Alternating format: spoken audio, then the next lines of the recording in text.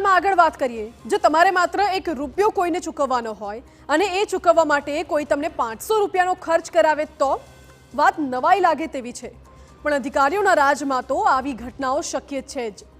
અમરેલીના વડિયાના નાની કુંકાવાવમાં એક ખેડૂત સાથે કંઈક આવું જ બન્યું છે કે સૌ કોઈ ચોંકી જાય।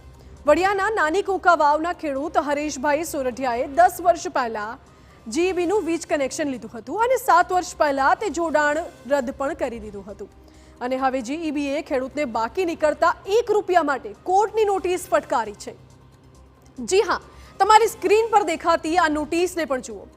₹1નું લેણું બાકી છે અને તેના માટે ખેડૂતને નોટિસ ફટકારવામાં આવી છે, જે ખેડૂતે કોઈ દિવસ કોર્ટ જોઈ પણ ન હતી અને તેણે ₹1 ભરવા માટે પોતાનો કામ ધંધો છોડીને કોર્ટના ધક્કા ખાવા પડી રહ્યા છે।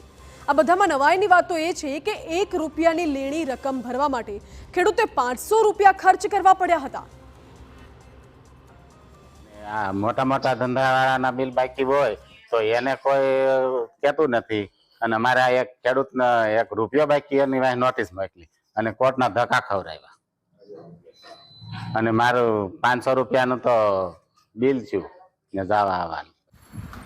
આપે સાંભળ્યું ખેડૂતે શું કહ્યું।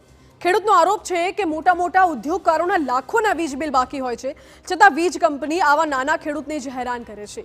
નાની કુંકાવાવના જ એક ખેડૂતના ખેતરમાં 1.5 વર્ષથી વીજ તારના એંગલ તૂટેલા છે। ખેડૂતો અનેક અરજીઓ કરી છે, પરંતુ હજુ સુધી વીજ કંપની દ્વારા કામ નથી કરાયું।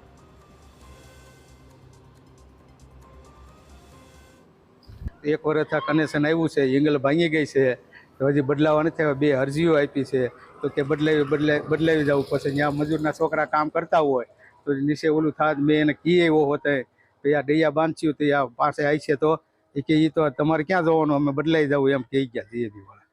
2 અરજી આપી, હમણાં ફોટ લખાવ્યો તો સામું નથી જોતા। લોકોની અરજીઓ સાંભળવાનો તંત્ર પાસે સમય જ નથી, પણ માત્ર ₹1ના લેણા માટે વ્યક્તિને કોર્ટમાં ઢસડી જતા પણ તંત્રને સંકોચ નથી આવતો। આનાથી શરમજનક વાત બીજી કોઈ હોઈ શકે। સવાલ એ પણ ઉઠી રહ્યો છે કે તંત્ર કેમ નાના લોકોને હેરાન કરે છે।